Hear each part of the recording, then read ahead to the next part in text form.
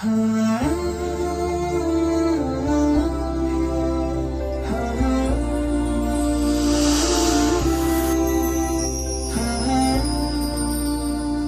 علیکم ورحمۃ اللہ وبرکاتہ۔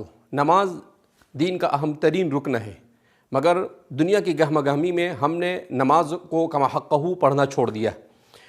نماز کے سلسلے میں نبی کریم صلی اللہ علیہ وسلم سے بے شمار جہاں پر ثواب کی احادیث منقول ہے، وہیں پر نماز کو صحیح انداز میں اور صحیح طریقے سے نہ پڑھنے پر بڑی وعیدیں نبی کریم صلی اللہ علیہ وسلم سے منقول ہے۔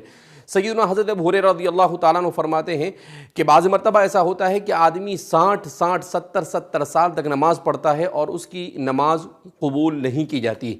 سوال کیا گیا کیوں؟ تو آپ نے فرمایا کہ لا یتم رکوعہا ولا سجودہا، کہ وہ رکوع اور سجدہ مکمل طور پر نہیں کرتا، یعنی سنت طریقے پر وہ نماز ادا نہیں کرتا ہے۔ حضرت عمر رضی اللہ تعالیٰ عنہ فرماتے ہیں کہ بعض مرتبہ آدمی بچپن سے لے کر بوڑھا ہونے تک نماز پڑھتا رہتا ہے مگر اس کی ایک رکعت بھی قبول نہیں کی جاتی ہے۔ پوچھا گیا کیوں؟ کہا اس لیے کہ وہ رکوع اور سجدوں کو اور نماز کو صحیح انداز میں نہیں ادا کرتا ہے۔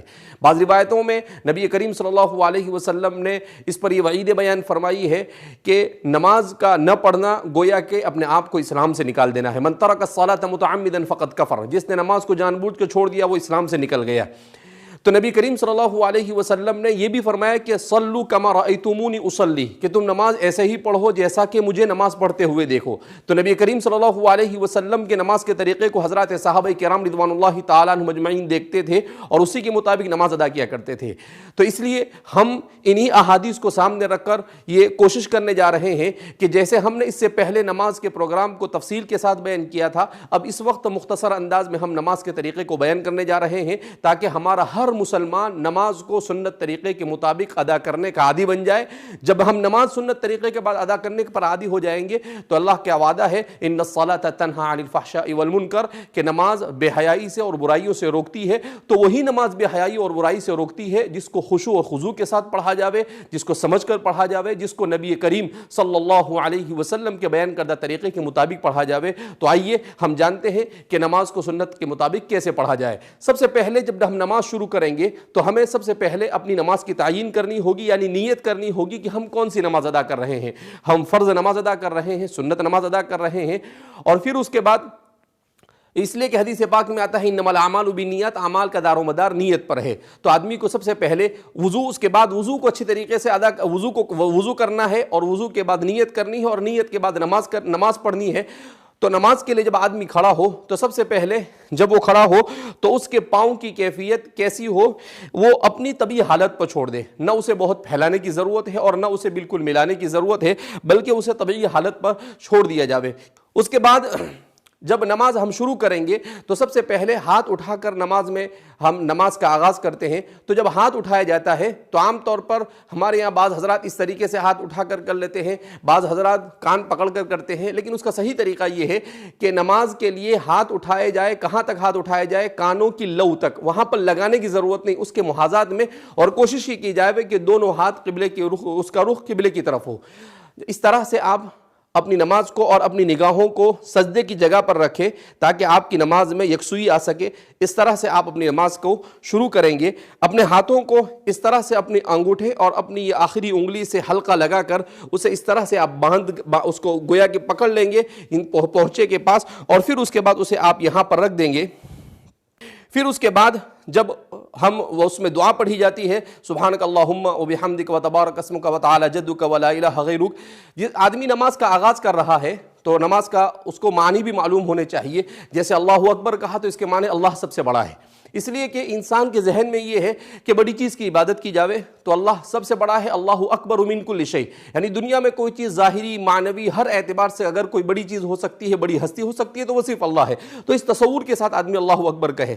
پھر اس کے بعد جب ثنا پڑھے تو اس وقت بھی آدمی پڑھے سبحانک اللہم، اے اللہ تیری ذات پاک ہے، وتبارک اسمک، تیرے اسما بڑے بابرکت ہیں، وتعالی جدک، اور تیری شان بڑی بلند اور بڑی عالی ہے، व तआला जद्दुका व ला इलाहा गैरुक, और तेरे अलावा कोई इबादत के लायक नहीं है। तो गोया मुकम्मल तौहीद का दर्स दिया गया है। जब नमाज आदमी शुरू करे तो उसके जहन और दिमाग के अंदर में तौहीद का तसव्वुर आना चाहिए कि एक अल्लाह के अलावा कोई इबादत के लायक हो सकता नहीं है। और फिर उसके बाद वो सूरह फातिहा को शुरू करेगा तो उस वक्त भी वो कोशिश करे सूरह फातिहा को हम लोग उसको समझने की कोशिश करें कि अल्लाह उस सूरत में क्या कहना चाहते हैं। पूरे कुरान का खुलासा, पूरी जितनी शरीयतें दुनिया में नाजिल हुई उन तमाम शरीयतों का खुलासा उस सूरत में बयान किया गया है, मगर अफसोस कि हम उसको समझने की कोशिश नहीं करते हैं। इंशाअल्लाह हम ऐसा प्रोग्राम पेश करने की कोशिश करेंगे जिसमें नमाज में पढ़ी जाने वाली तमाम सूरतों को समझाया जाएगा। फिर उसके बाद उसमें ज़म्म सूरत पढ़ी जाएगी, यानी जो भी सूरत आपके लिए सहूलत के साथ हो उस सूरत को पढ़ेंगे। और फिर उसके बाद आप रुकू में जाएंगे। तो रुकू में जाने का तरीका ये है कि जैसे ही आप फारिग हो गए फिर उसके बाद अल्लाहु अकबर कहते हुए उसी तसव्वुर के साथ कि अल्लाह से बढ़कर कोई हस्ती नहीं हो सकती है, आप रुकू में जाएंगे और कोशिश ये करेंगे कि आप अपना पूरा वज़न उंगलियों पर ले आएंगे। तो उससे होगा ये कि नबी करीम सल्लल्लाहु अलैहि वसल्लम ने सजदे का तरीका यह बयान किया है कि आदमी की पुश्त और आदमी का पीछे का हिस्सा और आदमी का सर ये बिल्कुल एक लाइन में होना चाहिए। समी अल्लाहु लिमन हमीदा कहकर आप खड़े होंगे और आपकी निगाह सजदे की जगह पर होगी। समी अल्लाहु लिमन हमीदा, इसका माना क्या होता है? समिया सुन लिया, लिमन हमीदा उसने जिसके लिए हम्द की गई, यानी हमने अल्लाह की तारीफ की और अल्लाह ने हमारी तारीफ को सुन लिया। तो इस मानी के इस्तेहज़ार के साथ जब हम नमाज पढ़ेंगे तो हमारी नमाज में जान पैदा होगी और यही नमाज हमें बेहयाइयों और बुराइयों से रोकने का सबब बनेगी। फिर उसके बाद हम अल्लाहु अकबर उसी अल्लाह की हस्ती के अजीम हस्ती के तसव्वुर के साथ अल्लाहु अकबर कहते हुए हम सजदे में जाएंगे, जो नमाज का अहम तरीन रुकन है। सजदे का तरीका ये है कि सजदे में सबसे पहले तो ये कि खड़े होने के बाद आप सजदे में कैसे जाएं। आमतौर पर बड़ी गलतियां होती है इसमें। बाद हजरात इस तरीके से पहले अपने हाथ डाल लेते हैं, बाद हजरात ऐसे बैठ जाते हैं और फिर उसके बाद सजदा करते हैं। तो उसका सही तरीका ये है कि आप जैसे खड़े हैं ऐसे सीधे ही आप नीचे आएंगे और नीचे आने के बगैर किसी स्टॉप के और बगैर किसी रुके हुए आप सजदे के अंदर में चले जाएंगे। और जब सजदे में जाएंगे जैसा कि हम आपको कर बताते हैं,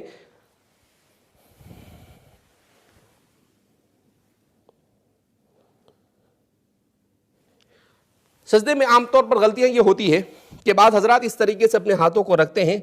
ये नबी करीम सल्लल्लाहु अलैहि वसल्लम ने इसे मकरूह कहा है, यानी ये अमल पसंद नहीं किया गया। इसी तरीके से बाद हजरात अपने हाथों को ऐसा बिछा देते हैं, तो इस अमल को भी पसंद नहीं किया गया है।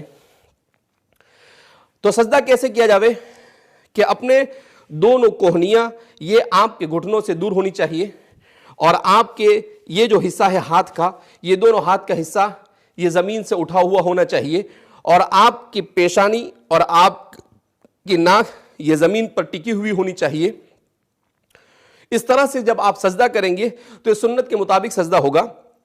उम्मुल मोमिनीन आयशा सिद्दीक़ा रज़ियल्लाहु ताला अन्हा फरमाती है कि आप जब सजदा करते थे तो इतनी जगह होती थी कि एक बकरी का छोटा सा बच्चा वहाँ से गुजर सकता है। तो इसी अंदाज में हम सजदा करने की कोशिश करें। थोड़ा सा हम फासला रखेंगे और अपनी पेशानी, और इसको इसलिए कहा जाता है, फुक़हा ने लिखा है कि अगर हमारी नाक और पेशानी दोनों में से कोई एक चीज़ अगर सजदे में नहीं रहती है और हमारे पाँव भी उठ जाते हैं तो इस सूरत में हमारी नमाज फासिद हो जाती है, नमाज सही हो सकती नहीं है। इसलिए हदीस में आता है कि बंदा जब सजदे में होता है तो गोया कि उसका सर अल्लाह की गोद में होता है।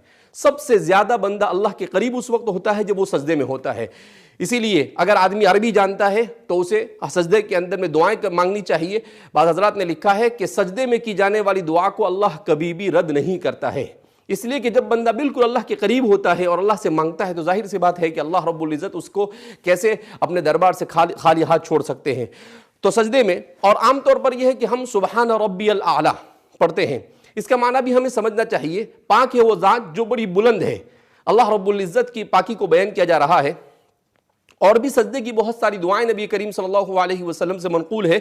आप सल्लल्लाहु अलैहि वसल्लम से मनक़ूल है कि आप सल्लल्लाहु अलैहि वसल्लम सजदे में पढ़ा करते थे, अल्लाहुम्मा ग़फ़िर ली ज़ंबी कुल्लह दिक़्क़हु व जिल्लह कबीरहु व सग़ीरह अलानियतहु व सिर्रह, कि अल्लाह रब्बुल इज़्ज़त मेरे गुनाहों को माफ़ फरमा दे, चाहे छोटा हो चाहे बड़ा हो, चाहे किस तरह का भी गुनाह हो, मेरे तमाम गुनाहों को माफ़ फरमा। अब ज़ाहिर सी बात है, बंदा जब अल्लाह के इतने करीब होगा और अल्लाह अगर उसके गुनाहों को माफ़ करेंगे तो उस बंदे के लिए इससे बड़ी और क्या सआदत हो सकती है। और भी बहुत सारी दुआएं नबी نبی کریم صلی اللہ علیہ وسلم سے منقول ہے، جو انشاءاللہ آپ کو اسی پروگرام کے اندر میں آپ کو دعائیں بتائی جائے گی، اس کو لکھ کر ہم انشاءاللہ پیش کرنے کی کوشش کریں گے اس کے ترجمے کے ساتھ۔ اس کے بعد سجدے کے بعد جب بیٹھا جاتا ہے اس کو جلسہ کہا جاتا ہے، 2 سجدوں کے درمیان جو بیٹھتے ہیں اسے جلسہ کہا جاتا ہے۔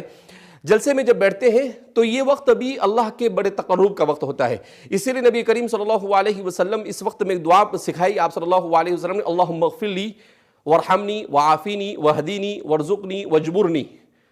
اس میں سب کچھ آ گیا، دنیا اور آخرت کی تمام بھلائیاں آ گئی، تو ہمیں اس دعا کا بھی اہتمام کرنے کی کوشش کرنی چاہیے، اس لیے کہ جب بندہ 2 سجدوں کے درمیان ہوتا ہے تو اللہ رب العزت اس کو اس وقت بندے کی طرف بہت زیادہ متوجہ ہوتا ہے، اور اللہ رب العزت اس کی ہر دعا کو قبول کرتے ہیں۔ لہذا اس بنا پر اس دعا کو بھی ہمیں سیکھنے کی کوشش کرنی چاہیے۔ اس کے بعد جب سجدے سے کھڑے ہو تو سجدے سے کھڑے ہونے میں بھی ہم بڑی کوتاہیاں کرتے ہیں، ضرورت اس بات کی ہے کہ سجدے سے کھڑے ہونے کے طریقے کو معلوم کر لیں۔ اس طرح سے سجدے سے کھڑے ہو،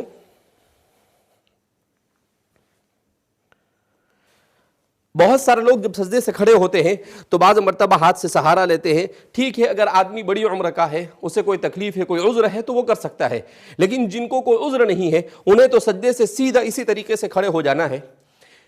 اسی لیے فرماتے ہیں کہ سنت طریقے کے مطابق اگر آدمی نماز پڑھتا ہے تو بے شمار ہڈی کی بیماریوں سے بھی اللہ اس کی حفاظت فرماتے ہیں، بے شمار خون کی بیماریوں سے بھی اللہ اس کی حفاظت فرماتے ہیں۔ آج کی سائنس نے ان تمام چیزوں کو تسلیم کیا ہے، تو دنیا آخرت کا ثواب تو ملنا ہی ہے، دنیا کی بھلائیاں اور سعادتیں بھی ملنی ہی ہیں، اور اسی کے ساتھ ساتھ اللہ رب العزت نماز کی اس برکت سے ہمیں صحت کی بھی بہت ساری نعمتوں سے مالامال اللہ رب العزت مالامال کریں گے اگر ہم نے سنت طریقے کے مطابق نماز پڑھی۔ تو اس طرح سے جب سجدے سے کھڑے ہو تو بالکل سیدھے کھڑے ہو جاوے، اور پھر اس کے بعد جب ہم قاعدے میں بیٹھتے ہیں تو ہمیں اپنا ہاتھ بعض مرتبہ بعض لوگ یہاں پر رکھتے ہیں، بعض یہاں رکھتے ہیں، اسے اس کی حالت پر درمیان میں چھوڑ دیا جاوے، اور اس طرح سے کیا جاوے کہ اشہد ان لا الہ کے وقت انگلی کو اٹھائے۔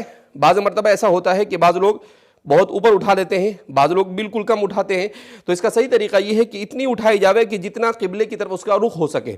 قائد اخیرہ میں جب ہم بیٹھتے ہیں تو تحیات پڑھی جاتی ہے، درود شریف پڑھا جاتا ہے، اس کے بعد دعا پڑھی جاتی ہے۔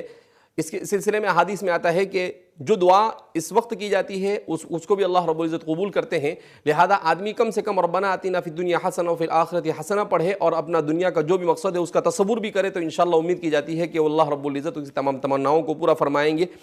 اس کے بعد جب سلام پھیرا جاتا ہے تو عام طور پر ہم کوتاہی کرتے ہیں کہ بعض حضرات اس طرح سے سلام پھیرتے ہیں، پوری دنیا کو دیکھتے رہتے ہیں۔ ضرورت اس بات کی ہے کہ سلام جب پھیرا جائے تو ہم اپنی نگاہوں کو اپنے کاندھوں پر رکھیں اور اس طریقے سے سلام پھیریں، السلام علیکم ورحمۃ اللہ۔ اس کا مطلب ہوتا ہے سلامتی ہو میرے ان تمام بھائیوں کی طرف جو میرے اس جانب ہے، اور ان فرشتوں کی طرف جو اس جانب ہے، السلام علیکم ورحمۃ اللہ۔ اس کا مطلب یہاں پر بھی تو اس طرح سے نماز کے وقت کوشش یہ ہونی چاہیے کہ آدمی نماز پڑھتے وقت اپنی نگاہوں کی بھی اچھی طرح سے حفاظت کرے، اپنی نگاہوں کو جہاں پر رکھنا ہے وہیں پر رکھے۔ دعا میں بھی یہ ہوتا ہے کہ ہمارے یہاں پر عام طور پر جب دعا کرتے ہیں تو دعا میں بعض حضرات اس طرح سے اپنے منہ کو چھپا دیتے ہیں، بعض حضرات دعا میں، لیکن اس کا صحیح طریقہ یہ ہے کہ اپنے ہاتھ کو سینے کے سامنے رکھا جاوے اور اس طرح سے کھلا رکھا جاوے اور اللہ رب العزت سے مانگا جاوے، اور نماز کے بعد جو دعا کی جاتی ہے اللہ رب العزت ان دعاؤں کو قبول کرتے ہیں۔ نماز کے بعد بہت سارے اذکار ہیں، تسبیحات کا پڑھنا، جس کی بھی بڑی فضیلتیں وارد ہوئی ہے۔ بہرحال ہم نے یہ کوشش کی ہے کہ مختصر وقت میں نماز کے جامع طریقے کو آپ حضرات کے سامنے بیان کیا جاوے۔ امید کی جاتی ہے کہ آپ حضرات اس کی طرف توجہ دیں گے اور رمضان مبارک کے اس مقدس مہینے میں اسی انداز میں نماز کو پڑھنے کی کوشش کریں گے۔ اگر آپ کو اس سلسلے میں کوئی سوال بھی کرنا ہو تو آپ سوال کر سکتے ہیں، انشاءاللہ آپ کو سنت کے مطابق نماز پڑھنے کے سلسلے میں جتنا بھی تعاون ہو سکتا ہے ہم انشاءاللہ کرنے کے لیے تیار ہیں۔ اللہ رب العزت ہمیں نبی کریم صلی اللہ علیہ وسلم کی سنت کے مطابق نماز کا اہتمام کرنے کی اور نماز پڑھنے کی توفیق مرحمت فرمائے، اور دنیا اور آخرت کی سعادتوں سے ہم سب کو اللہ بہرور فرمائے۔ والسلام علیکم ورحمۃ اللہ وبرکاتہ۔